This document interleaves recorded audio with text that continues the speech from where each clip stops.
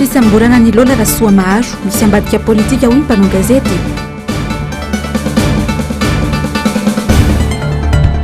Note navoaka ny préfet Toamasina manohitohina ny didim-pitsarana ho nolavitra ny mpisolovavy.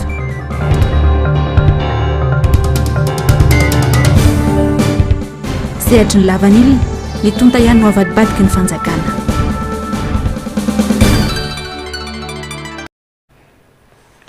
Tomboky lahy sy tomboky vavy mbola falitafoana aminao indray ny tenako anatin'ny fampahalalam-bavany MBS amin'ny takarivan'ny alatsinainy fa 7 ny volana martsa ny taona 2024 ity manolotra ny arabary manasanao naraka ny fotoana ny vaovao hatramin'ny farany.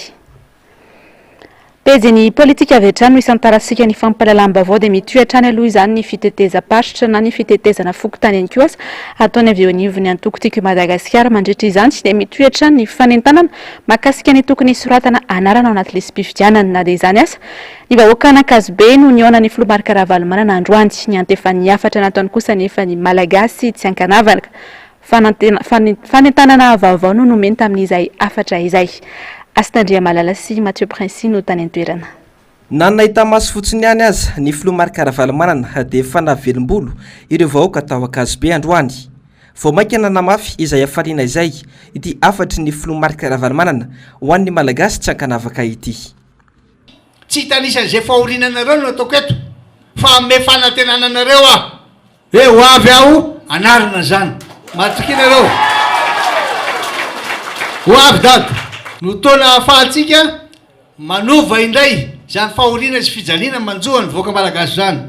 Fantatro tsara ny fahorina sy ny fahasarana tatsa no tenengo satria tatsa malala tsara nizezika tsisy masomboly tsy zarizary ny eo ihany nodikotina de anika fa le voanjobory tery mahitsy janona fa tery kely de kely sisany be le voanjobory satria le masomboly mahatonga an'io aky io azy matahotra anao fa tena indady io. Noho izany zany no vaitsika daholo reny minonareo fa manana traikefa ahafahako manova aingana dia aingana n'ity fireneny ity tsy midoka-tena na midera vady mahay mandihy fa jereo tsara na vita lalana 6,0 kilometre 9200 kilometre tsika na vita sekoly aminanalina tsy mba aminarivony reny le sekoly éducation pour tous reny zay nampianarana ankizy na vita CSP2 CSP1 ny hôpital tsy tanisa zany fa tsy mbola nitokana indray mandeha ninina tsy mandany andro an'ireny fa manangana ny maika mampianatra ny ankizy sonareo gaga ny tokana an'ity tsisy dikany zany le zavatra mianatra am'le olona ny tena zavatra lehibe am'le ankizy mianatra fa tsy fitokanana ny trano. Ny olona mandeha amin'ny arabe natao fa tsy fitokanana kely zay pave kely 100 metre zay tena zavatra lehibe. Efa nahita mpambiazana ny fitantanana nataony izany fitondrana Ravalomanana izany tamin'ny taona 2024 hatramin'ny taona 2025 ary azo tsapain-tanana no sady mbola nositra ny malagasy eo amin'ny andavanandrom-piainany ireo fototra-fitrasana petrany ary natafiakatra ho 700 ny arikarena fahobe tamin'izany fotoana izany. Izy hatraikefa ananan'izay no mampirisika ny vahoaka iantso ny fiverenany indray eo amin'ny fitondrana fa tsy hitsapatsapa amin'ny olombavao indray. Rehefa vonany sary rehefa aveo dia iverenantsika ny vaovao mahakasika indrindra ny dian'ny flou national tokotiko Madagasikara tany Ankazobe indy fa anohizantsika ny fampahalalam-bavao aloha izany dia tolom-panafahana firaisan-kina ho an'ny fitiavan-tanindrazana no loha hevitra no safidiana amin'ity taona ity ho fanamariana indrindra ny fa 7 taona ny tolom-panafahana tamin'ny taona 1790 tontosa omaly ariva teny amin'ny efitra IKM katedraly Analakely ny fotoam-pivavahana iraisam-ponoana izay notariny FFKM atsiarovana ny tolom-panafahana isan'ny ny fanontrona mbavaka teny an-toerana moa ny Filomarika Ravalomanana Ravirazafy Mahenina sy Tahiriny Aina.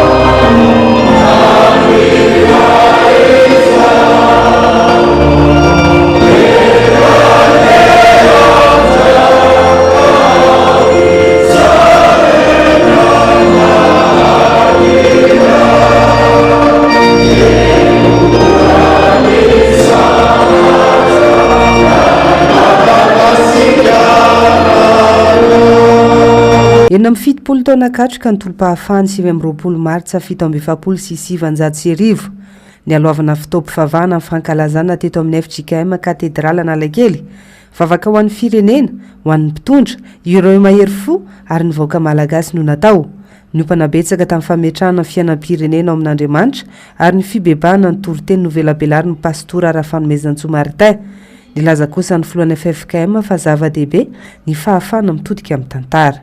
Raha mahatsiaro isika dia midika izany mamitodika amin'ny tantara isika. Engany ny fahatsiarovantsika ny tantara mba hanova ny tantara antsika ankehitriny. Mba tsy hombahana ny teny izay lehilahy anankiray izay. Sika moa zava-tany frantsay ny kolontsaina raha teny frantsay tsara raha misy manao hoe l'histoire nous apprend que nous n'avons rien appris de l'histoire. Mba tsy hombahana izany fa ny tantara tsarovatsika hanova ny tantara tsika ankehitriny. Nanamafy ny FFKM fa handray anjara mavitrika amin'ny fiainam-pirenena amin'ny fananganana andro maso ny FFKM indrindra amin'izao akatoko ny fifidianana izao. Isy raha teo ny fampionana ireo zanaky ny FFKM ny 20 martsa hatramin'ny 1 martsa ho avy izao. Fampionana ny zanaky ny FFKM avy amin'ny fahatany FFKM dia amin'ny 30 atao ary eo banjina amin'izany dia ny fanomanana ny fionana hatao ny amin'ireo fahatany 30 ireo amin'ny volana May izay halavina amin'ny fionana lehibe ho tanterahana Antananarivo raha sitrapon'Andriamanitra amin'ny volana Aogositra. Ny FFKM raha manambarana dia nanapa-kevitra tamin'ny fivilina natao tany Ambatondrazaka tamin'ny komity foibe izany fa handray anjara mavitrika eo anivo ny fiainan'ny firenena amin'ny fananganana ny antsoina andro maso FFKM. Ny tanjona dia ny hatonga ny FFKM ho mafiorina tsara amin'ny mahasehatra komunikazy ka efa ho hatonga azy ho ampy sy fiorenana ny fahamalina eto anivon'ny firenena indrindra eo mpiatrehana amin'ny fotoana fohy ny fifidianana kanefa amin'ny fotoana maharitra ny fiainan'ny firenena manontolo. Filaminana sy fihavanana no tokony hovain-dondra ara eto amin'ny firenena ary fiombonana fiaraha-mivavaka toy izao. Tena zava-dehibe le teny hoe vavaka ny marina. Tsy vavaka ny maro fa vavaka ny marina. Tena mety ary tena nampahery tokoa. Dia mivavaka ny marina fa tena anjakan'ny filaminana sy ny fihavanana eto amin'ity firenena ity mba azahoantsika rehefa aminjena. Na tsiaro tokoa hoe ohatran'izao ny tena fiombonana tokony hisy. Toy zany izy hoe tato ato nisy le fionana niaraka tamin'ireo le mpanao politika rehetra teny nihitsy dia rehefa avy eo nandeha niaraka tamin'ny CENI dia izao niaraka tamin'ny FFKM mba fitonanam-bavaka an'ilay mahery fo zava-dehibe. Iny anefa hitoy ohatran'izany foana mba hisian'ny fifankatiavana sy ny fifandeferana ary tena vavaka ny marina fa tsy tsara velatsi. Tolom-pahafahana firaisakina ho an'ny fitiavan-tanindrazana no loha-hevitra no safidiana amin'ity taona ity. Loha-hevitra amin'ny fanandrify amin'ny fiainam-pirenena amin'izao mbola lavitra nefa ilay firaisakina sy tena fitiavan-tanindrazana fanakatsakana ireo tsy mitovy hevitra mpitondra ny tsy fanajana demokrasia no manjaka eto ary eo koa ny fanjakazakany teratany vahiny eo amin'ireo siam-piariana maro sy ny resaka olana ara-tany. Isan'ny tolomareo malagasy ary namoizan'ireo malagasy ny enta amin'ny 1709 izay fahafahana nikasikara amin'ny fangejany vahiny izay toa sanatria raraka an-tany ihany ireny tolony ireny raha ny zava-misy amin'izao no jerena. Pejy politika mifandraika indrindra amin'ny fanomanana fifidianana dia mametraka ahy amin'ny fomba fiasan'ny CENI amin'izao ny ankamaroan'ny olom-pirenena sy ny mpanao politika eto Madagasikara. Tsy azo antoka ny fahaleovantena n'ity rafitra ity raha ny fanatanterahana ny asany no jerena. Tsy mbola azo antoka araka izany ny fifidianana madio sy mangarara izay ohatreantsika ho ny mpandinika ny raharaham-pirenena iray ny Mopera Prospera Ratovimanarivo. Tsy mbola mirosy makany amin'ny fifidianana isika raha ny fomba fiasan'ny CENI amin'izao no jerena. Fa nadiadiny onjalalaina Ranaivo Manana sy Andra Kotomalala. Mampametra-panontaniana fa aleovatena ny Sony amin'ny fanataterana ny asany. Anisan'ny manamafy izay ahiahy ny mpanao politika sy ny olom-pirenena izay ny fomba nanendrina ireo mpikambana ao amin'ity rafitra ity izay efa misarisary alabato sady juge et parti ny Sony amin'izao Ono Opera Prosper Ratovimanarivo ka tsy mahagaga raha maro ny ahiahy mipetraka mahakasika ity rafitra ity. Mbola maro ny zavatra tsy tomombana ka tokony hatsarain'ny Sony mialoha ny hatrehana ny fifidianana. Ny bureau de vote hatramin'izao mbola tsy fantatry ny olona nefa any koa ny indraindray misy any ambanivohitra lavitra any nisy fotoana any ambanivohitra any amin'ny faritra mananteniny ohatra any amin'ny faritra Mahanja iny misy bureau de vote tsy fantatry ny olona hoe aiza zany hoe mety misy bureau de vote mety tsisy mpifidy koa ny indraindray amin'ny toerana sasany dia zany rehetra zany le mampitombo ny ahiahin'ny olona mila vahana dia ataoko hoe hitondra amin'izay fanalana ny ahiahy ny Seny tsy anjara ny Seny irery fa le fitondrana amin'ny ankapobeny ve mandray andraikitra amin'izay fanalana ny ahiahy zay. Ny olana ara-bola aloha zany dia tena goavana satria fantatsika iny amin'ny teti-bola iny tsy ampy be dia be dikan'izay hoe tsy mieritreritra ny toe-bola iny fanjakana hanatanteraka fifidianana. Noresahiny ihany koa ny mahakasika ny tsy mbola fananan'ny Sony teti-bola entina miatrika ny fifidianana tokony hanao ezaka ny mpitondra mba tena hisy ny fifidianana amin'ity taona ity. Nanamafy no tenany fa raha ny zava-misy amin'izao no jerena dia tsy tena mandroso makany amin'ny fifidianana isika. Sehon'ireo adevitra be dehibe na manodidina an'ireo institution Seny sy ny ACC ny resaka vola, ny resaka adevitra vao nataon'ny Seny teo iny, ny parti politika samihafa maneneviny dia maneho zay fa hoe tsy tena mandroso aloha zany le hoe tena ho any amin'ny fifidianana ve tsika fa mbola ao anatin'le ahiahy sy ny olana be dehibe dia ataoko hoe ny fanambiny zany dia le hoe tena ahita vahaolana ve tsika, ahita vahaolana amin'le processus samihafa fa ahita vahaolana ahafahana manatanteraka antsakany sy andavany ny fifidianana mba hoekeny rehetra angarahara araka ny lalàna sy aneo marina ny tena safidy ny vahoaka. Mbola tsy azo antoka nisy ny fifidianana madio tsy mangarahara arekendrehetra amin'ity taona ity raha tsy manova ny fomba fiasany avy eo anivon'ny Sony. Efa ahitana taratra ny alabato mety ataon'ny ekipa amin'ny fitondrana sahady ny fomba fiasa amin'ny fanisana mpifidy amin'izao fotoana izao. Eo amin'izay lafim-baovao izay hatrany dia nanamafy ny sekretera jeneraly ny antoko tiako i Madagasikara fa andraikitry ny antoko politika ny manabe ny olom-pirenena miainga amin'ny mpikatroka ao anatin'ny antoko izany. Mazava ny tanjona raha ho any antoko tim dia ny fanavodana ny firenena amin'ny alalan'ny fanabeazana ny olom-pirenena izay. Ramano Menjanary, Manora Andriamalala. Miainga ao anatin'ny antoko ny fanabeazana ny olom-pirenena andray andraikitra ho an'ny firenena hoy ny sekretera jeneraly ny antoko tiako i Madagasikara. Nandritra ny kabary izay nataony tetsy Ambohimanarina ny sabotsy lasa teo. Tonga maro eto isika mpikatroka hoy izy tsy mivory fotsiny fa manao adidy ho an'ny tanindrazana. Tokana ihany ny tanjona ilaitsika amin'ity taona ity dia ny fandresentsika amin'ny fifidianana ho avy eo. Tsy manana tanjona ankoatran'izay isika. Zay ihany aloha ny tanjona satria izay ny antoka ahafahantsika manavitra n'ity firenena ity. Ahoana ny eritreretin'ny saintsika amin'izao fotoana izao no hoe malagasy rehetra no lasa mpangataka. Tsy misy fanantenana intsony fa manantena izarana vary. Ahoana ny eritreretin'ny saintsika hoe vahoaka firy tapitrisany marary maty ho azy fotsiny noho ny anohanana ary tsy fitsaboana tsy lavorary. Dikan'izany dia zao ny asantsika rehetra io dia asa masina, asa fanavotana ny vahoaka malagasy. Aoka samy ho tonga saina amin'izay isika rehetra. Ny tanjona dia fanavotana n'ity firenentsika ity satria averiko ihany. Ity firenena ity dia mila ray aman-dreny, tena ray aman-dreny hitarika ny vahoaka malagasy hiala ao anatin'izao fahoriana izao. Isika rehetra izao no mirahina ahafahana manatratra n'izay tanjona izay. Miainga ao anatin'ny antoko koa ny firaisan-kina ary anjarany tsirairay no manaparitaka izany eny anivon'ny fiarahamonina mba olom-pirenena mandray andraikitra ny malagasy. Maninona mpangalatra koa ny vonona, maninona mpangalatra vary ny gadraina, fa maninona mpangala-bato no avelandeo azy amin'izao. Ny fahefana dia atsika vahoaka. Aoka sika tsy anaky-lefitra tsony ilaina ny firaisan-kina. Efa atombokitsika ato androany zay fandreseny zay. Fandresentsika zao firaisan-kina zao satria firaisan-kina sy ny asany natonga atsika tafavory ohatr'izao. Raha tena miray iny sika, zao ve isika, zao isika, inona ny atahorantsika zay mpangala-bato any? aloha isy itsangana eo fa ho hitantsika ny anaovana azy nanamafy ity sekretera général ny antoko tima ity tamin'ireo mpikatroka fa tsy ny andravany isinisy ny HCC amin'ny marafim-panjakana azy no tanjony antoko fa ny fanovana ireo mpikambana mandrafitra ireo satria tsy maleo tena anatin'ny dinika andatabatra boribory eo amin'ireo heryvelona rehetra izay misy eto amin'ny firenena no azahoana mametraka ny rafitra tsy mitanila mba ho fifidianana madio ekendrehetra no atao. Eo amin'izay vaovao mahakasika ny fanavaozana ny lisam-pifidianana izay hatrany tsy dia betsaka no efa nahavitana noratra ny anarany tao anaty lisam-pifidianana. Misy ihany koa anefa mbola tsy nahefa ny adidiny ka hanaovana fanentanana manokana toy ny asy amin'ny fokontany Ampefiloam-Bodirano izay nanaovany Ando Miaratiana sy Manorandriamalala fanadihadiana androany. Mananam-polona 204 alina ny fokontany Ampefiloam-Bodirano.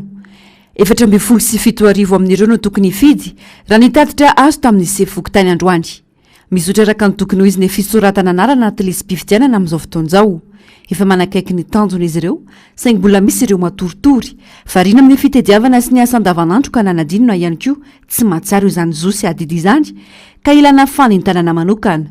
Atao avokoa ny fomba rehetra avitan'ny olona izany, manao ezaka ny fokontany manantony isam-baravarana, manentana azy ireo ho avy any amin'ny fokontany izay tsy manidy birao hatramin'ny sabotsy sy ny alahady tapany maraina. Amin'ny ankapobeny zany satria ny polina teny vofokotany moa zany dia mitsinjarazara ihany misy ireo mpivarotra dia sahirana amin'ny fotoana fiainana andavanandro zany dia sahirana amin'izay asa-pivarotana izay tsy dia manana fotoana fa sety sur sety mivarotra foana dia ireny matetika no entanina mihitsy zany ao anatin'izay le irotsaka mba isoratra anarana izay fa na izany zany anefa misy ihany koa le polina izay eny voatambary be ary andehanana lakana misy ary teny vofokotany vao tonga eny amin'ireo olona eo dia zany mihitsy manatona andreo manentana andreo hoe tongava amin'ny fotoana izay mamety anandreo fa horaisan'ny fokotany foana zany mba hahafahan'le olombelona misitraka zany amin'izay. Matsaro voavita ka ary miaina fahasahiranana natanteraka ny polina ety Ampefiloam-Bodirano.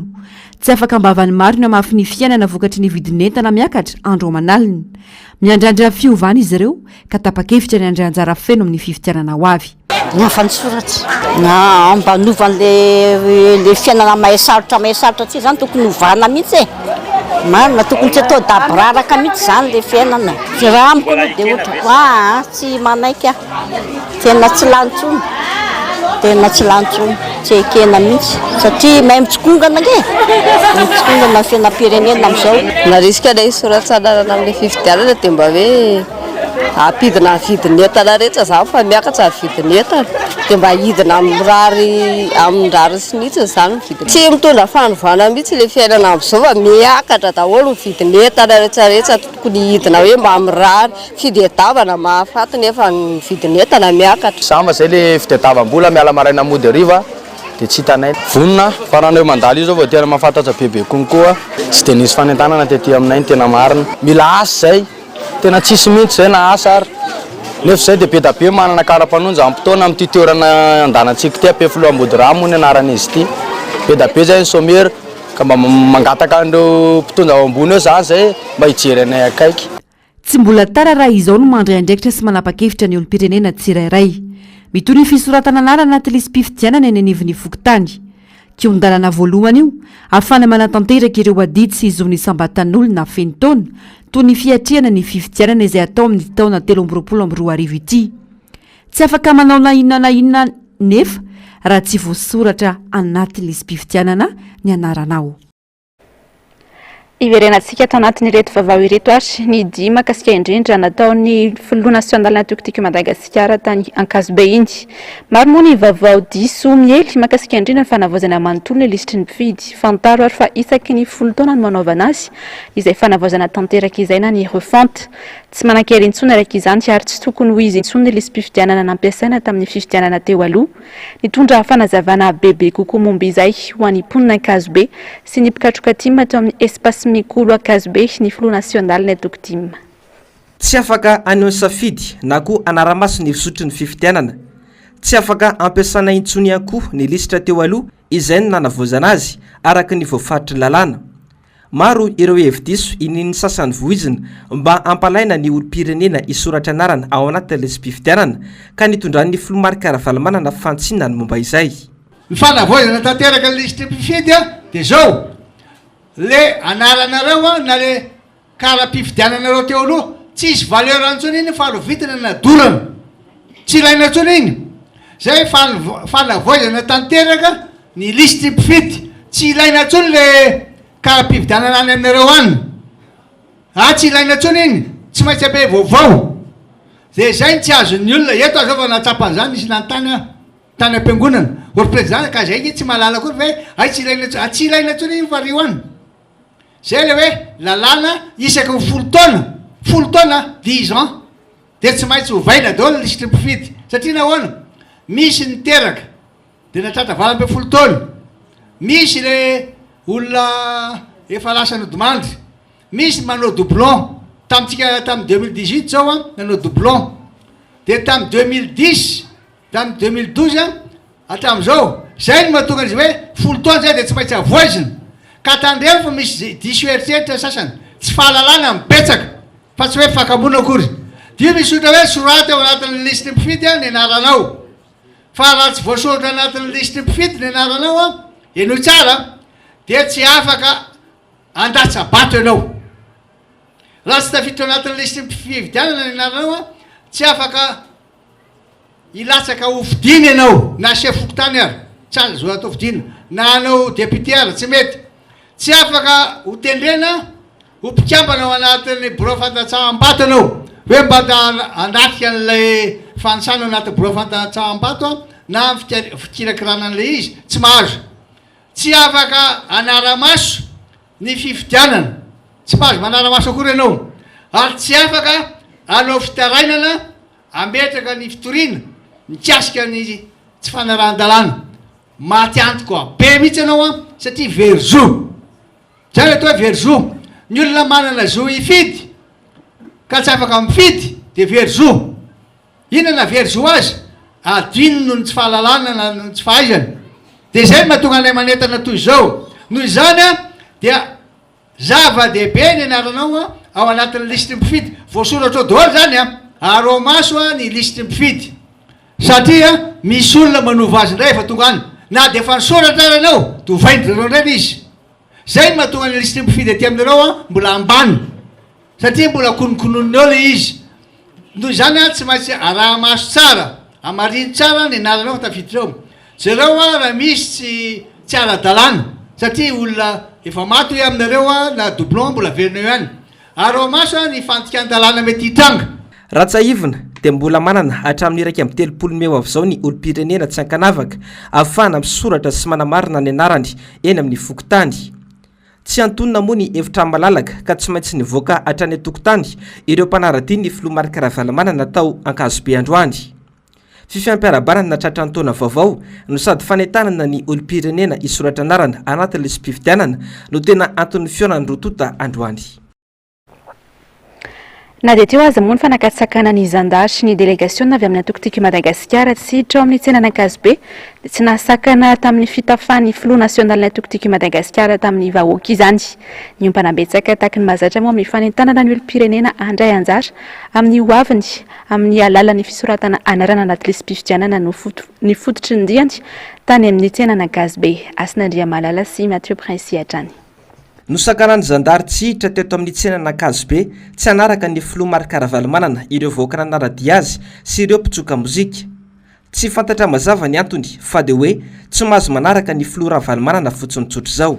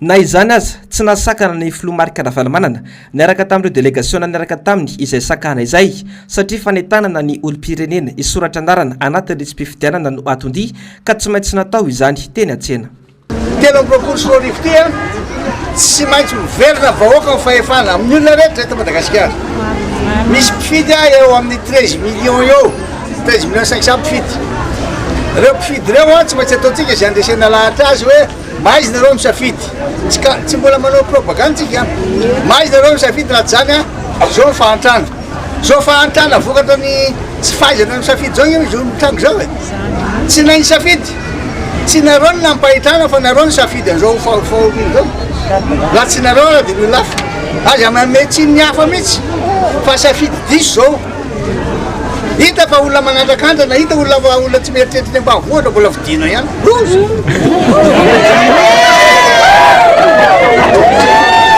zao koa nefany mety tsy fidinanareo dia misy mipangalatra misy nanodikodina vato enkany taty dia misy ny olona mbola tia eto fa olona moa tsy mihaino reo anenindreo rehefa aveo verena dada zao a zao ny tena volona anampy anareo dia zay matonga hoe tsy maintsy etaniny ty zay ny anatanana azy azao zany dia tsy maintsy soratana ny fokotany ny anarana fa raha zany nareo verzo tsy mifidy tsy afaka minaramaso zay zatra mitangana ny anakory tsy mety tsy maintsy soratana any ny anaranareo tsy nijanona atreo fa sady nanararoatra ny antsena sy ny tafa tamin'ireo mponina nakazo be ihany koa ny filomarika ravarimanana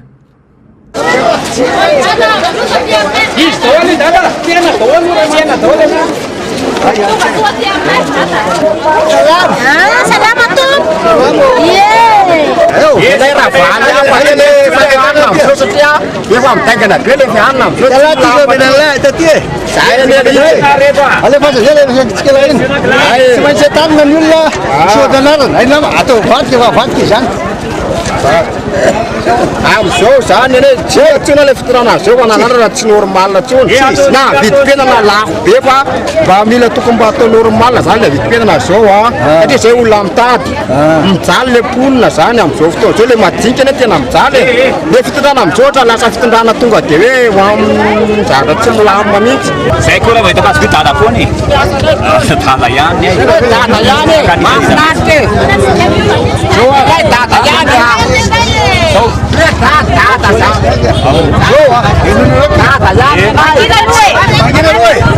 tsy maintsy soratra narana fokotany aloha tsy afaka manao dady reo raha tsy bakany tamin'ny ravalamanana ravalamanana zany tonga dia milama ny tanàna am'izao zao varotsy miakatra rehefa nakabetsan'olona sahirana fa tsisy manana mihitsy am'izao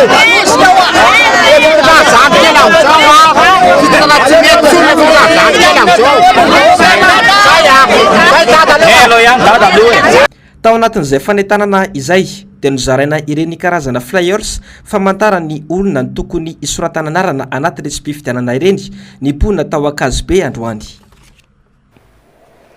misy fetra ny fahefan'izao fitondrana izao ary tsy maintsy farana avokoa ny jadona sy ny fanitsakitsahana ny demokrasia ataony mpitondra raha ny andindiny fandaharana miara-manonja tamin'ity androany ity mamintina amintsika ny makasika izay ary injavandre mahefa sy tahiriny aina tokony eritreritra sy andinika tsara ireo mpitandro filaminana mandray baiko sy manao herim-pamoretana amin'ny mpanohitra isak'izay mandeha ireo ho ny mpamakafaka karaharam-pirenena iady androany tsy maintsy isy farany ny zavadrehetra hoy izy ka hifatratra ny amin'ireo mpitandro filaminana mandray baiko tsy ampiheverana ireo ny rihatra ho ariana kely ao mahagagarina ny fanakatsakanana misy etopitsika satria tsika dia anisan'ny firenena eritreretina fo tandalana dia eo zany mahagaga rehefa izy any amin'ny tany mandroso reny rehefa anidy vavadin'olona ianao reny na hiditra anao perquisition na hiditra anatin'ny tanànan'olona na anao réquisition zava-fananan'olona tsy misy an'izany hoe vatatenanao fotsiny sy ny gradinao no entinao zany tsisy an'izany miaraka amin'ny taratasy mazavy ianao fa raha milaza fotsiny baiko ny anay baiko ny anay baiko ny anay rehefa vele olona nytenenina fa nanome baiko anao za tsy nanome baiko andro zalahany zany aneny farany io de rehefa aveo ndray de ampanao politika mahay mirehatra mahay miresaka va zay no za no mahatonga an'ireo mpitandro ny filaminana be de be nigadra vokatry ny etsika politika reny ary fantatsika tsara nge fa reo mpitondra ankehitriny reo reo nanome baiko anao reo tsy janony eo reo rehefa amin'ny desambra reo efa tsy eo tsony voaresaka tao anatin'ny fandarana androany ihany koa ny mikasika ny sosialy amin'ny ankapobeny ny toe-karena ary ny fanentanana ny olom-pirenena isoratra anarana ao anatin'ny lisy mpifidianana azantsika hatrary ny pezin'ny politika fa lafombaovao afa tanteraka dia manameloka ny nota navoaka ny prefia ny Toamasina ny fahasivy volana martsa lasa teo ny avy amin'ny olafitry ny mpisolo vava androany raha nanao valandresaka ho am-panao gazety Tetsy Anosy fa notoina nandidim-pitsarana raikitra ireny fanapahan-kevitra noraisy ny prefere no izy ireo akoatra ny olafitry ny mpisolo vava dia efa nanameloka iny fanapahan-kevitra ny ihany koa ny avy eo anivon'ny SMM ny herinandro lasa teo onjalalaina Ranaivo Manana sy Andra Kotomalala. Manao itohina tanteraka andidim-pitsarana raikitra ny nota navoaka ny prefia ny Toamasina ny 7 martsa lasa teo raha nambara ny olafitry ny mpisolo vava tokony ajaina sy tanterahiny andidim-pitsarana efa mivoaka raha ny fanambarany hatrany manome ivahana ny resaka adany sy ny olana amina resaka trano-fonena ny nota nivoaka indry raha tsy ahivana dia namoaka fampahafantarana ny ampitsarana amin'ny fandroahana atao ny vati-tany sy mpitandro ny filaminana amin'ny prefia ny Toamasina izay nolazaina fa mano itohina ny filaminam-bahoaka ao anatin'izao vanim-potoana manakaiky ny fifidianana izao akoatra ny olafitry ny mpisolo vava efa nanameloka iny nota mivoaka iny ihany koa ny syndicat ny mpitsara eto Madagasikara na ny SMM fanototohinana tena misy ny fanototohinana satria amma didim-pitsarana raikitra an'ilay didim-pitsarana misy an'ilay antsoina hoe formule exécutoire tokony ho tanterahana ny didim-pitsarana misy formule exécutoire satria voalohany amin'ny anaran'ny vahoaka malagasy no amoahana an'ilay didy ary izany formule exécutoire izany dia milaza fa ny républicaine Madagasikara dia mandidy ny vati-tany ny mpitandro amin'ny filaminana sy ny sisa sy ny sisa sy ny sisa anatanteraka an'izany didim-pitsarana izany tsy tokony misy olona afaka mbola hihoatra ny républicaine Madagasikara ka anakatsakana ny fanatanterahana ny didim-pitsarana tokony hojerena kaparikany zava-misy fa tsy atao amin'ny ankapobeny toy ireny ho hiatrany filohan'ny olafitra fijabajabahana tanteraka amin'ny raharaham-pitsarana no azandikana ireny nota nivoaka ireny raha ny fanambarany hatrany manamboninahitra zandary iray no nanao fiatsika miaro herisetra tamin'ny mampisolo vavy iray am-perinasa tany Taolaniaro ny alakamisy lasa teo sady voaraona no voaompy ilay mpisolo vava nandritra ny fotoana nitazonana azy tamin'ny bureau-ny polisy tany an-toerana tsy nipetrapotsiny fa hitondra ny raharaha eo anivon'ny fitsarana ny olafitry ny mpisolo vava raha nambara ny filohany androany onjalalaina Ranaivo Manana sy Andra Kotomalala hatrany mpisolo vavavavy iray teo am-perinasa ny niarany herisetra sy ny fandrahonana nataona manamboninahitra zandary iray tany Taolaniaro ny alakamisy 13 martsa lasa teo no tazonina tao amin'ny bureau-ny polisy nanomboka tamin'ny 9:00 ka hatramin'ny tamin'ny 1:10 ity mpisolo vavavavy ity fitazonana ity izay sokajiny olafitry ny mpisolo vava fa tsy manara-dalàna ary miendrika fanaparam-pahefana nitarika tsy fahasalamana ho an'ilay mpisolo vava mihitsy ny fiatsika miaro herisetra natao taminy ka voaterina ampidirina hôpitaly mihitsy izy ny ampitso ny fotoana nitazonana azy io nisy ny fandraiketana tsara ny zavatra nahazo azy nataon'ilay mpisolo vava nefa noteren'ilay manamboninahitra zandary ny amafana izany ity fiatsika ity izay melohiny ireo olafitra hatrany niezaka naka enregistrement ny zavanitranga ilay mpisolo vavavavy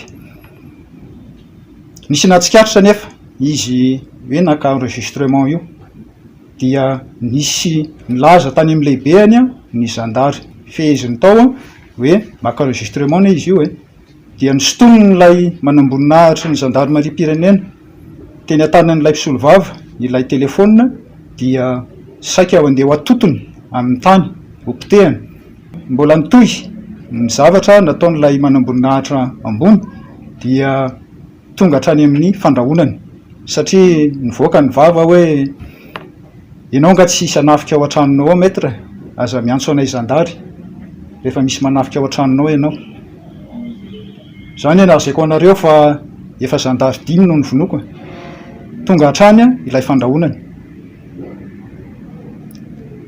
tsy navela ny ala tao amin'ny bureau-ny polisy pirenena ny raharanony io manamboninahitra ambonin'ny zandary io hiala tao amin'ny bureau-ny polisy pirenena ilay mpisolo vava raha tsy voafafa ilay enregistrement ny zavatra izay natao hitondra andraray eny anivon'ny fitsarana ny olavitra sady tsy fanajana amin'ny maolona no fitazonana tsy ara-dalàna no hiampangana ny fihetsika nasehon'ilay manamboninahitra azandary. Marina fa mbola mananjanaka kely sy mbola mampinono ity mpisolo vavavavy no tazonina nandritra ny fotoana naharitra tany amin'ny biraon'ny polisy ity. Ny fitoriana aloha dia tsy maintsy ametraka fitoriana izay. Zay aloha mandeha ho azy izay zavatra izay a satria araka ny teniko teo hoe misy ny fandikan-dalàna maro natao raha ny adeloka no resahana satria rehefa niseho io zavatra io olona manao fanamina miaramila anazy ny teo tanabasy kanefa tsikaritra fatao anatin'ny mamona tanteraka. Mpitandro ny filaminana maro no mampiseho fihetsika fanarora tapahefana toy izao ary santionany fotsiny ity seho tany taolany azo ity. Mitaky ny ampiarana ny sazy amin'ny manamboninahitra io ny avy eo anivon'ny olavitra satria tsy misy ambony lalàna eto amintsika. Nitondra fanazavana mikasika ny rarana ampidirana amponja ny Lola Rasoa Maharo tompony La Gazette de la Grande Île ny mpitory azy omaly ny ray feo ary nanameloka io fisamborana azy io kosa ny Fédération ny mpanao gazety eto Madagasikara ho an'ny androany Nzavandre Mahefa sy Tahiriny Aina. Ny asabotsy alina lasa teo no nampidirana ponja vonjo maika eny an-tanimora i Lola Rasoa Maharo tompony La Gazette de la Grande Île. Fanalambaraka sy fampitahorana ary fitakiana vola be tsy ara-drariny amitentina 5,7 tapitrisa ariary tamin'ny ramatoa Victoire Brigitte Razaka izay nitory azy no voalaza fa antony hampangana azy. Efa nanomboka tamin'ny volana oktobra 2022 tenako no nampirovony Andriamatoa Lola Rasoa Maharo sy notakiany vola tsy ara-drariny natao rakety ary nampitahoriny ho alaina baraka raha tsy mandoa vola be. Raha tsy mandoa vola be aminy tao anatin'ny fiarah-miasa nisy taminay. Rehefa tsy nanaikina ny pirofony vola nitakiny tamiko izy dia tsy nety nandoa ny tenako. Nofeny ny graffiti amin'ny polony, misy ny anarako, feno fanalam-baraka sy ompandrindrina manakaiky ny toerana misy ny fonenako sy ny lalana fandehanako andavanandro tamin'ny volana febroary teo.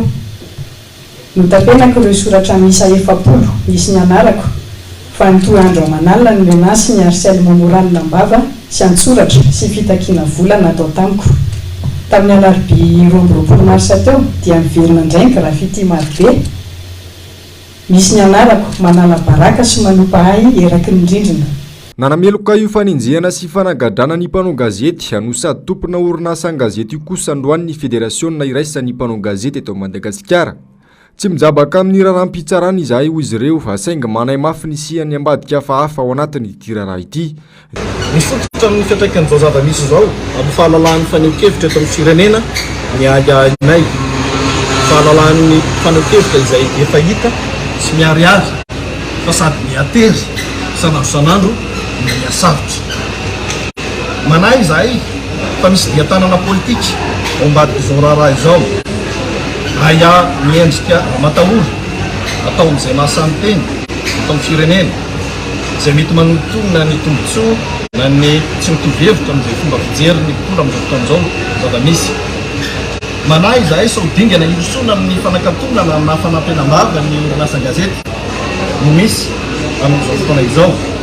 Tranga izay midika fanasaziana ny olom-pirenena rehetra mananjo isitraka vaovao maro laso avy amin'ny loharam-baovao rehetra izay tian'izy ireo. Milaza ny anaraka sy anaramaso akaiky ity raharaha ity moa ireto Fédération ny mpanao gazety eto Madagasikara ireto. Vavaony toe-karena tsy misy vahaolana azo tsapahi-tanana roso ny mpitondra manoloana ny fahasahiranana iainany mpamboly lavanilina amin'izao. Ny sosikevitra hitaka ny tantsa-fanafonana ihany no arosy ny ministry ny varotra. Mijanona ho 5,7 alina ny vidin'ny 1 kilao amin'ny lavanilina maitso raha ny fanambarana nataon'ny ministra. Nisy androany ny fivoriana mikatotra aminy raha ny ministry ny varotra sy ny mpandraharaha mpanondrana lavanilina. Onjalalaina Ranaivo Mayana sy Andry Rakotomalala no mitatitra amintsika ny makasika izay. Miaiky ny ministry ny varotra fa ao anatin'ny krizy tanteraka ny sehatry ny lavanilina amin'izao fotoana izao, tsy manana vahaolana mazava hamahana ny olana sedrany mpamboly lavanilina ny mpitondra fanjakana. Ny vahaolana efa tsy nahomby teo aloha ihany mbola narosin'ny ministera. Anisan'izany ny fitazomana ny vidin'ny lavanilina maitso ho 5,7 alina ny kilao. Tsy nanome valony mazava makasika ny fanalalahana ity sehatra ity sy ny tokony ampiakarana ny vidina lavanilina araka ny fampanantenana tamin'ny propaganda sy ny fangatahana ireo mpamboly ihany koa ny ministra raha nametrahany mpanao gazety fanontania vanina maro tamin'ireo fitakinana tao mpamboly mivondrona ao anatin'ny SOS Vani no tsy voavaly na dia nisy aza ny fionana tamin'ny herinandro lasindry. Hatreto tsy nanome valiny mazava makasika ny anafoanana na tsy ny filakevim-pirenena momba ny lavanila na ny CNV ny ministera. Anisan'ny fitakinana ataon'ireo mpamboly nefa ny anafoanana tsy misy atakandro irafitra io. Dia krisitsika amin'ny asa lokala na fividianana ny lavania any amin'ny faritra Sava sy Fianaranjolofo iny dia misy koa tsika amin'ny krizy amin'izao fotoana izao ny krizy na vente na ny famarotana na ny fanondranana ny lavania. Iveriko fa tokony andinika an'izany ianareo na anareo mpanao gazety ary satria zava-dehibe zany eo amin'ny sehatry ny varotra 75 000 ariary zany anke $5 par jour. Ohatran'izany milaza fa noho ny fahalalahana tsy haiko zany libéralisation tsy fantatro aloha zay tianao resahana amin'izany. Raha tsy ahivina dia nanao fihetsiketsehana hitakina ny alalalahana ny lalam-piadriana lavanila ireo mpamboly tany amin'ny faritra Sambava ny zoma lasa teo. Nisy ny fandorana ireo lavanila tsy misy mpividy. Anisan'ny mampitaraina ny mpamboly amin'izao ny vidy hividana amin'ny mpanangom-bokatra ny lavanila izay tena mitotongana. Raha namidy roa tapitrisa ariary manko ny kilaon'ny lavanila masaka teo aloha dia nidina hatrany amin'ny ray hetsy ariary ny amarotana ny iray kilao amin'izao kanefa mbola tsy misy mpividy ihany izany. Ny vaovao toe-karena izay hatrany dia tsy tokony ho izao ny vidin'ny solika raha ny vidiny eto amintsika ankehitriny. Hoy ny nambarana mpahay toe-karena iray Jean-Jacques Ratsietson. Mila anaovana fitsiriana manokana ny fanjakana na ny mpandraraha amin'izany satria efa nisy fidinana izy io maneran-tany saingy tsy nidina ny teto amintsika ho hatrany ny fanazavany. Jarmano Menjanary, Manora Andriamalala. Tokony isy ny fitsiriana sy ny fanaovana fanadihadiana manokana atao eo amin'ny fanjakana sy ireo kompania-tsolika eto amintsika. Hoy ny mpahay toe-karena Jean-Jacques Ratsietson. Nambarany fa ahina mafy ny mety isina firaisana tsokombakomba eo amin'ny fanjakana sy ireo kompania-tsolika eto amintsika io.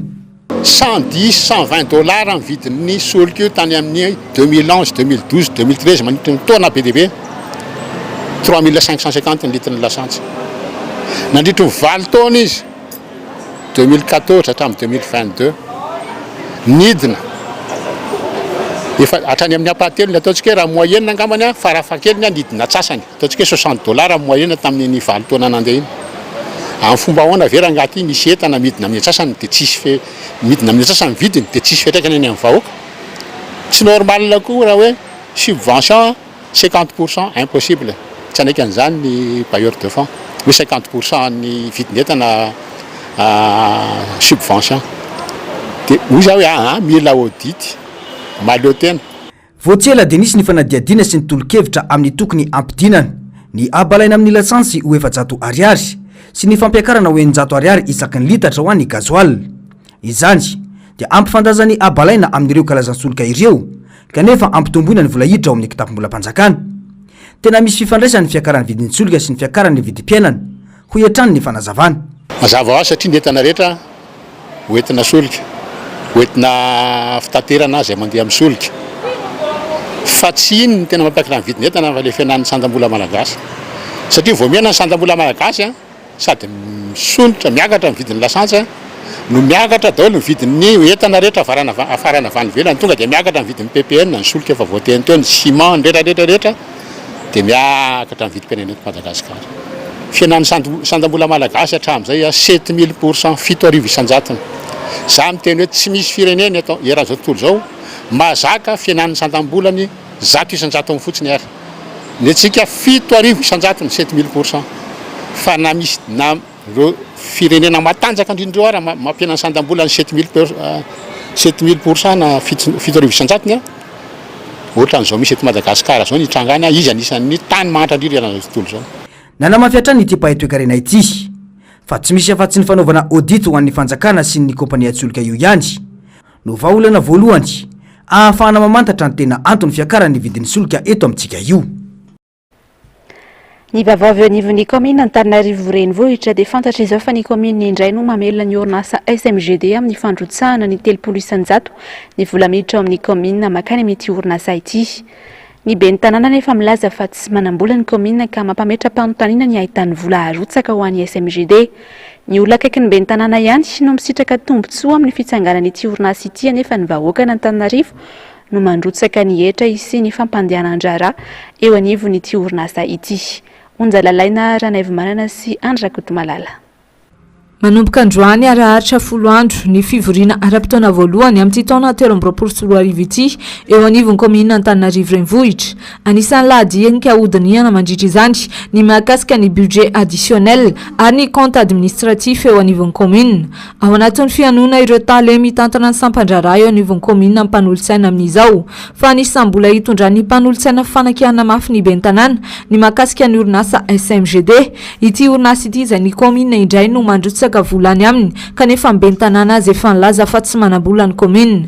Mampametra-panontaniana araka izany hoe avaiza no ahitany ben'ny tanàna vola rotsaka ao amin'ny SMGD izay milaza ny tsy fifanana ny komina vola. Tena zavatra mabe resaka aloha hatreto dia miverina foana ty resaka SMGD. Ty SMGD izay ao anatin'ny convention dia 300 ny vola miditra dia mirotsaka makany amin'ny SMGD. Dia apetrako ny fanontaniana hoe ny vola manahoana moa zany raha mbola angalanao 300 arotsaka amina orinasa tsy fantatro ny commune sa tsy any commune mpiara-miasa ve sa singa miala avy ato amin'ny commune dia tena normal be raha milasika fa tsy manambola vao niainga io resaka SMGD io dia efa misy mpanolotsaina maromaro zay tena tsy mety io hoe raha rafitra natsarana zavatra manina raha direction teto anivon'ny commune natsangany miady an'io zay fa niteny tamin'ny anao manjery namana samy hafa ny amin'ny tsy fetezany fisindreo atao hoe société municipale izay lasa misy vola atao mizarazara. Misy tsy mazavazava sy mampiahiahy fomba fitantanam-bola eo anivon'ny komina raha nambara mpanolotsaina ity hatrany. Tsy hita mivangana amin'ny fiainan'ny vahoaka Antananarivo ihany koa ny asa ataon'ny SMGD izay tsy maintsy anjotrahana ny 300 ny vola miditra ao amin'ny komina. Tsy nilefitra ny mpiasa vacataire miisa 730 eo anivon'ny office du bac fa dia nampiakatra ny rara teny anivon'ny fitsarana miady amin'ny fanjakana na ny tribunal administratif androany. Fitoriana izay miantefa ho an'ny filohan'ny université n'Antananarivo izay sakana tsisitrahan'izy ireo ny karamany efa ho efa-bolana izao. Ando miaradiana sy Manora Andriamalala. Mananika ny raika amin'ny 70 tapitrisa ariary mahery ny volan'ireo mpiasa vacataire ny karakara ny fanadina-mpanjakana baccalauréat eo anivon'ny office du bac no tsy voaloka nametran'izy ireo fitoriana teny amin'ny fitsarana miady amin'ny fanjakana androany. Tompon'andoka voalohany amin'ny tirara ity ny filohan'ny université raha ny fanazavana. Rehefa nataonay ny demande préalable moa zany momba le taratasy fitakinan-karamanay izay efa tamin'ny herintaona le fitakinan-karamanay efa bolana tsy voaloha dia mandraky ity ny androany mbola tsy voarainay foana le karama dia ametraka an'ilay taratasy fitoriana ato amin'ny tribunal administratif zany izay hitakina an'ilay karamanay. 10 volana tsy nandray karama ireo mpiasa fito amin'ny 30 ny taona 2022. Taorian'ireo fitokonana setsika nataon'ny mpiasa dia afaka nisitraka ny karamany iray volana izy ireo ny volana desambra teo. Mbola misy efa bolana tsy voalohatra amin'izao. Miandraika tanteraka ny amin'ny anty volana sambatan'olona ny fahasahirana nateraka izany hoy ny mpiasa ka tsy azo ekena intsony. Antony goavana tsy maintsy nirosoana tamin'ny dingana ambonimbony tahaka izao. Ireo antanatohatra rehetra natao ihany koa nandamoka avokoa. Ny izy aloha le fijaliana ny tena songadina tao anatin'ilay fotoana tsy nandraisana karama satria tamin'ny voalohany 10 volana le karama tsy niraisina dia avy eo dia nisy an'ireny teo atenatenany teo zany avy eo nisy taona zareo nandoa karama ray volana dia volana juillet zany nalohany tamin'io volana juillet 2022 dia nalohany zareo tamin'ny 23 décembre teo dia taorianan'izay amin'izay ka hatramin'izao tsy nisy toy antsony mihitsy le karama ambiny zany tena nangina tanteraka. Dia izay moa zany araka satria izay efa sady reraka le tsy fananana vola reraka fitadiavana izay tsy afaka ny grève hoe hitabataba ohatra ny mpianatra eny vontovorona sy ny sisa fa nataonay amin'ny resaka taratasy le izy dia zao dia tonga amin'izao fitoriana taratasy zao zany izay. Araka izany miankina amin'ny fivoaran'ny fitoriana napetraka no hamaritra ny toy ny fitakiana. Efa tapitra ny volana desambra teo ny fifanarahana mandeha indray amin'izao ny fampidirana mpiasa vaovao no ny tsy fisinasa nisy tamin'ireo mpiasa no mbola niverina tao kosa ireo njana tanteraka mihitsy satria manahy mbola ho votahaka izao tsy azo karama indray. Saika andrenesana trangam-piarahamonina mampiorokoditra hatrany isan'andro eto Madagasikara indrindra tao anatin'ny telotona izay tranga izay manondro fa miha mikorontana ny fiarahamonina malagasy ary tsy voady intsony soatoavina maha malagasy. Manao fanadihadiana makasika izay ary Ijarma Nomenjanahary sy Manora Andriamalala. Famonoan-tena, fanarian-janaka, fivarotan-janaka ankolaka ny amin'ny vantana, famonoana sy fanapahan-doha, santionany amin'ireo abibina matetim-pitranga tatoato teto amintsika ireo. nambara ny mpampianatra momba ny fiarahamonina iray fa fototra mahafiarahamonina malagasy mihitsy no efa potika tanteraka amin'izao fotoana de tsisy tsony le foto-drafitra tsy atao hoe foto-drafitra asa fa foto-drafitra ampirindra ny fiarahamonina tahaka ny hoe ny hôpitaly ho an'ny marary tribonaly ho an'ny meloka sy ny ohatrany lasa efa mifangaro be daholo hitantsika ery amin'ny fiainana andavanandro ohatra ny hoe any mpivarotra indray ny trottoir tsy mandeha amin'ny laoniny intsony misy ka ireny nitarika ho azy tsy fananina akory vokoatra le samy miady mba tsy ho faty politika ankibo miady mba ho ela velona dia lasa ohatr'izay ny fitrangany trangam-piarahamonina daholo hoe satria any sisa azo enteherana hitrotrana fa tsy afaka hitrotrany amin'izy moa ianao trotrany amin'ny sefokotany eo dia sainy sefokotany makany amin'ny gamera dia miverina eo ihany eo any fiarahamonina nefa neny amin'ny havana izy koa efa sahirana amin'ny azy a dia zafa hoe zay anitratra eo dia lasa lasivana daholo dia hoe lasa kobay ngavana ozy ny teny fa za sary tsy mipetraka intsony ny fampifehezana ara-piarahamonina nisy tanina aloha miovatra amin'ny kolotsaina tompona ndraikitra amin'izany ny rehetra ho hiatrany ny fanazavana tsara miverina amin'ny laoniny tsika izany hoe ny lamatoa faralahy fa tsy afangaro indray hoe lamatoa mahantra dia lasa resy ny faralahy-mpanakarena lasa mivadika indray le rafitra raha misy havana zao mifiraisana dia misongona fandehanao taratasy izany anga fanarahana kosa fa milahatra ohatra ny olona rehetra ko mba hampisy azy a ny tena tompona andraikitra voalohany dia ny tsirairay misy ny andraikitry ny mpitondra amin'ny alalan'ny fametrahana avy nam-piarahamonina fa ny tena fototra dia ny fandraisana andraikitry ny tsirairay mba amelona indray ilay fiarahamonina efa nisy hatramin'izay ka ahay ifampitsino sy ifamelona ny samy malagasy eo amin'ny pejy fahasalamana dia niakatra be indray ny isan'ny marary ny covid-19 amin'izao niakatra 7 voamarina fa tratry ny aretina teo anelanela ny 7 hatramin'ny 4 marts raha 3 izany herinandro teo aloha tsy nisy kosa ny namony ainy teo anelanela ny ireo daty ireo iray no fantatra fa ao anaty tranga fahasarotana toy izao kosa ny fitsinjarany manerana nosy ny 3 dia eto analamanga avokoa 2 vakinankaratra iray ao diana iray ao androy ary ny iray ao matsy atrambony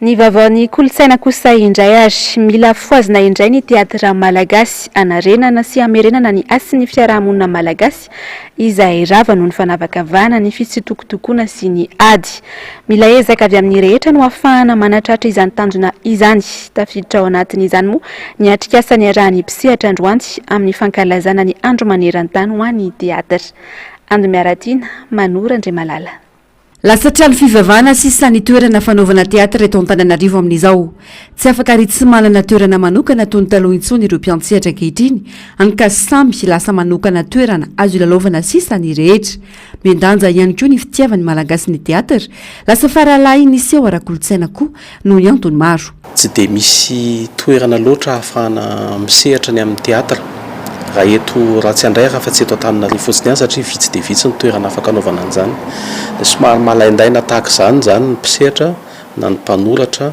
na ny metteur en scène sy izay mifandraika amin'izay lafin'ny teatra sy ny tontolo izay raha eto Madagasikara ny resana tsy zatra vaovao izy io akory efa nandritry ny taona maromaro no manana izay olana sy fahasahiranana izay eo amin'ny fiseharana ny mpisehatra teatra eto Madagasikara fanohitra lehibe ho an'ny fiainam-pirenena ny teatra no izy manana anjara-toerana goavana eo amin'ny fiainany fiarahamonina sehatra goavana ampitana fanabeazana ho an'ny tsirairay ary marika hita maso fa mandala ny kolotsaina sy sotoavina ny malagasy izay izahan'ireo mpitarika sy mpiantsehatra seho an'izao tontolo izao tsy hijoro fotsiny ihany amin'ny mampilalao teatra antsika fa hitondra izay fanabeazana fitaizana olo-pirenena izay satria izay no ny fanarahana tany anatin'ny fivoriam-be dia no hoe mba ahafahana mamerina indray ilay fiarahamonina mahafinaritra maneran-tany hitanareo fa miady ny fifandirana fanavaham-bolo-koditra sy ny tsy fitovizana ara-pinoana ny tena mavesatra indrindra amin'ny olana mianjady eran-tany izany zavatra izany no ezahany mpanao teatra rehetra maneran-tany ankehitriny hitondrana vahaolana amin'ny mateatra mpitaiza azy tsy mahavelona ny teatra tsy izay rehetra nianatra na koa mafantatra dia ho lasa mahatianina avokoa misy ny zavatra mila fantarina sy fehezina ao anatin'izany tsy mahavelona izy io raha tena atao asa zany aloha ankehitriny amin'ny zava-misy androany nefa kosa dia miezaka za indrindra no antony anaovana fivoriana za indrindra ny tomanany rehetra mba ho lasa sehatra matianina izy io. Ny rariana zany eto Madagasikara dia mba ny ahafahana mamoaka mpampianatra teatra mihitsy, misy cursus tahaka ny fampianarana rehetra ka izay mivoaka amin'izany raha fampianarana zany dia mba ho lasa mpampianatra matianina hampianatra teatra eny an-tsekoly. Ny fampianarana teatra tsy midika hoe ho lasa mpilalao teatra daholo ny rehetra, tsy izay akory ny dikany fa milomano ao anatin'izay teatra izay fa fitaizana izy io. Nankalazaina andro any 7 martsa ny andro maneran-tany ho an'ny teatra, tsy diso anjara tamin'izany i Madagasikara. Narosomaly ny fankalazana izay nanaovana segoavana tetsy Andavamamba. Nisy kosa androany dinika aneran'ireo mpiantsehatra rehetra ijerena vahaolana miaraka amerenana amin'ny laoniny indray ny asin'ny teatra malagasy izay nanana ny maha izy azy tany amin'ny taona 700 tany. Ny vavaon'ny serasera dia notanterahina omaly ny fanokafana ny jobily volafotsy ho an'ny mpiasa miisa 7 eo anivon'ny onjam-peo fahazavana. Tesy amin'ny FJKM Ankady fotsy no nanaovana ny fanompam-pivavahana tamin'izany izay natrehan'ny FOIB FJKM. Jarmano Menjanahary, Andry Sakoto Malala. Jobily volafotsy 20 taona ny asana sy ny sanana ny fampelezana ny filazantsara sy ny fanomezam-baovao teto anivon'ny firenena sy ny fiangonana. Ireo mpiasa miisa 7 mianadahy ireto no tanterahina. Teto amin'ny fiangonana FJKM Ankady fotsy ny fanokafana izany omaly izay natrehany ireo bureau FOIB ny fiangonana FJKM sy ny taleny ity onjam-peo ity ary ny mpiara-miasa sy ny fiangonana. Nanamafy ny sekretera general ny fiangonana FJKM izay nitarika ny fanompom-pivavahana fa zava-dehibe izay 20 taona nitoriana ny filazantsara izay. Voalohany famezam-boninahitran'Andriamanitra, faharoa fijonana vavolombelona ny amin'ny fitonan'Andriamanitra ny fiainan'ny fiangonana ary tsaroa fa ny radio na ny télé dia zavatra lehibe tokoa izay fitaovana tsara indrindra hitoriana ny filazantsara satria fiainan'ny olona andavanandro mihitsy fa tsy hoe apahany akory ary dia lesona ho an'ny taranaka mifandimby satria zavatra nametraka mamy sarobe teo anivon'ny fiainan'ny fiangonana mihitsy ny izy dimy enina mianadareo sy mpiara-miasa izay tsy voatonona ihany koa ary dia misotra ny atao hoe ny mpiara-miasa ao anatin'izao nandro teo fahazavana manatrika etona na ny MBS koa izay miara-miasa ao anatin'ny fampitana ny filazantsara irarany FJKM. Dingana maro no lalovana tao anatiny 20 taona hoy nisy olotena n'ireo mpiasa natao jobily. Isan'izany ny fidirana amponjana nandritra ny savorovoro ara-politika tamin'ny taona 2010 ireny.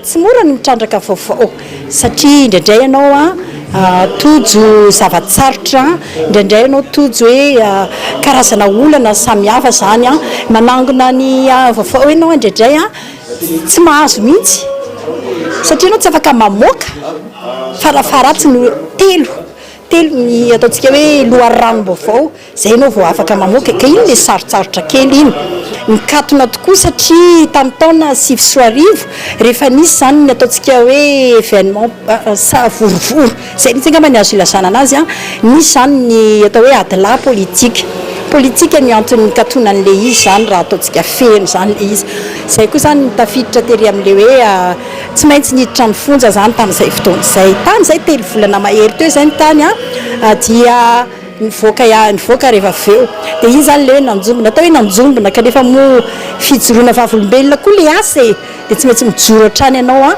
zay le asa mila mataty an'izay mpanao gazety fa tsy akifendro zany le izy. Fanokafana ihany ity notanterahana teto amin'ny fiangonana FJKM Ankady fotsy ity fa mbola isy ny ivony sy ny famaranana izany jobily izany raha ny fanazavana hatrany. Ny pejy ny fanatanjahantena dia vitatreo aloha izany ny lalan'ny bary a Madagasikara eo amin'ny fiadiana ny Coupe d'Afrique des Nations na ny kanina 2024 izay ho atao any Côte d'Ivoire. Resy teo amin'ny salanisa rono aotra isika androanty rehefa ny fanandrana tamin'ny ekipa ny République Centrafrique tao amin'ny 15 réunification Douala tao Cameroun. Teo amin'ny faha 1 minitra no namono ny baolina voalohany ny Centrafrique tamin'ny alalan'ny Louis Mafuta. Izay ny koa ny mbola namono ny baolina faharoa teo amin'ny faha 20 minitra. Fa efatra izany zao ny laharana misy any Madagasikara, izany hoe farany amin'ny vondrona eo misy azy, manana isa iray. Ny vaovao maresaka iraisa amin'ny pirenena ary no anakatonantsika ny fampahalalam-baovao tahaka ny mahazatra mitoetra ny krizy ny Haïti ary vao may mihamafy azy. Hatramin'ny fiandohany ity taona ity tsy latsaky ny 500 no efa namony ainy no ny herisetra eo amin'ny samy vondrona na ny gang. Inona ary ny tena ny antombohan'ny olana ny Haïti voalohany indrindra ato anatin'ity fanadihadiana ity no hitondrana amintsika ny famakafakana mikasika izay eo amin'ny rindran'ny sary ny Tahiriny Aina. Tranga tsy mbola fahita tao anatin'ny 10 taona ny misy any Haïti amin'izao. Miravoravo tanana tanteraka ny fanjakana, manjakazaka ny samy nivondrona na ilay antsoina hoe gang. Hatramin'ny volana janoary no makaty izao, 350 no efa namony any tany an-toerana. Efa tsy mahavita inona intsony ny fanjakana. Misy amin'ny toerana ao Haïti amin'izao no tsy azo ale intsony fa ny ganga no mifehy azy. Efa ampelatana ny jiola avokoa ny ankamaroany tanàna. Ankoatra ny maty, betsaka ihany koa no misy makankeriny. Sarotra ny toetra raha ao Haïti amin'izao, mijaly tanteraka ny mponina, saingy raha ny fijoroana vavolombelona nataona mpisolo vavy iray, tsy misy intsony ny vahaolana ho an'ny Haïti na ny fanjakana aza mitazapotsiny sisa. Ny an'ny fanantenana dia ny fandraisana andraikitry ny vondrony iray sam-pirenena. Antony maro no nahatonga ny Krista ao Haïti ary efa antaonany maro. Mifangaro avokoa ny olana ara-politika, sosialy ary toe-karena. Tsy voafehy ny fanjakana intsony ny ady eo amin'ny samy vondrona ny an-toerana ka manomboka teo ny nanjaka ny herisetra. Ao Port-au-Prince ohatra, ao Renivohitra, manao ny lalàny ny gang, mamono, makankeriny ary manolana mihitsy. I Haïti ny firenena mahantra indrindra ao Amerika amin'izao. Niakatra hatramin'ny 320 ny vidim-pianana ny taona 2024, olona mahery ny 4.3 tapitrisa no miaina anaty tsy fanjarian-tsakafo. Desert no manakatona ampejany fampahalalam-baovao tamin'ity androany ity. Hoarano rehefa avy ao ary ny fampahalalam-baovao kosa ny fandaharana Ahona Marina, ny fandaharana Global News, aorin'izay kosa no narahantsika ny fandaharana Dinika. Ny horonan-tsary hoarahantsika amin'ity androany ity dia mitondra ny lohateny hoe Little Dixie. Ny tena kosa ametraka ny veloma mandrapitafa ho amin'ny rapitsy indray tompoko.